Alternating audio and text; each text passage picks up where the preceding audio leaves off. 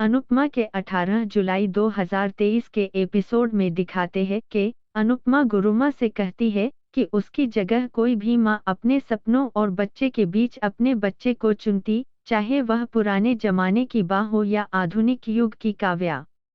वह कहती हैं कि एक माँ आधुनिक तो बन सकती है, लेकिन स्वार्थी नहीं हो सकती, वरना इस दुनिया में कुछ भी नहीं बचेगा। वह कहती हैं कि पवित्र ग्रंथों में भी नारी शक्ति को प्राथमिकता दी गई है, यहाँ तक कि शिव जी को भी मां शक्ति की आवश्यकता थी। वह यह बताना जारी रखती है कि एक मां कितनी महान होती है और कहती है कि वह जानती है कि वह गलत नहीं है और आशा करती है कि एक दिन गुरु माँ भी उसे समझेगी।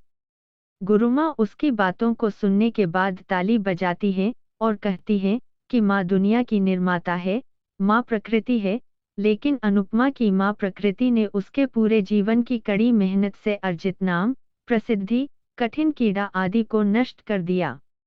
वह कहती है कि अनुपमा के माँ होने की कीमत वो क्यों चुकाए। उन्होंने अनुपमा पर आंख बंद कर भरोसा किया और अपनी पूरी जिंदगी की मेहनत उस पर दांव पर लगा दी और बदले में पूरी तरह से नष्ट हो गई।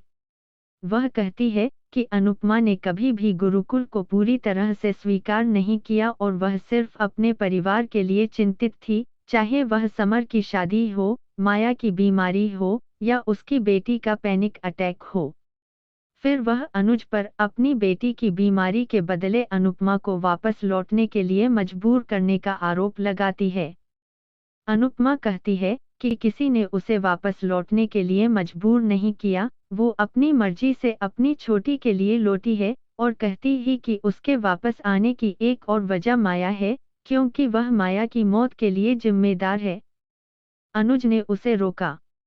अनुपमा कहती है कि उसे किसी भी कीमत पर स्पष्टीकरण देने की जरूरत है और बताती है कि माया उसे बचाने की कोशिश में कैसे मर गई। वह कहती है कि अगर माया ने उसे नहीं बचाया होता तो उसकी की जगह अनुपमा की फोटो होती। वह कहती है कि जब माया ने उसके लिए दुनिया छोड़ दी, तो क्या वह माया की बेटी के लिए अपने सपनों का बलिदान नहीं दे सकती। वह कहती है कि यह अपराधबोध उसे सता रहा है और अगर छोटी को कुछ हो जाता, तो वह मर जाती। वह अपनी आत्मा पर बोझ लेकर उड़ नहीं सकती थी, यह पूरी तरह से उसका निर्णय था और गुरुमा उसे अपनी इच्छानुसार सजा दे सकती है। वह रुकना नहीं चाहती थी और हर संभव प्रयास कर रही थी, लेकिन जब माया आई, तो उसे एहसास हुआ कि वह एक बड़ी गलती करने जा रही है। बा ने आश्चर्य से पूछा, माया? अनुपमा कहती है कि वह इस अपराध बोध में थी कि उसकी वजह से उसकी बेबली ने अपनी मां को खो दिया। वह फ्लाइट में बैठने और परिवार के प्रत्येक सदस्य को याद करती है, जो उसे किसी भी कीमत पर न रुकने के लिए प्रोत्साहित करता था।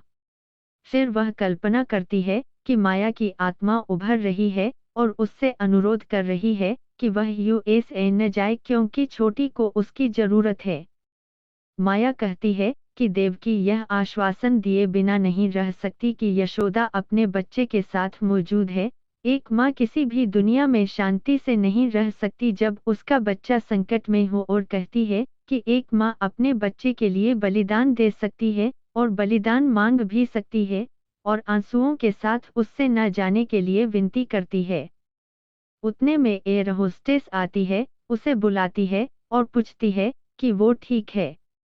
अनुपमा कहती है, माया की बातों ने उसे झंझोड़ कर रख दिया था और छोटी की गुहार उसके कानों में गूंज रही थी और माया के अनुरोध को याद करते हुए उसे घबराहट का दौरा पड़ा, इसलिए उसे उड़ान को बीच में रोकना पड़ा और उससे बाहर निकलना पड़ा।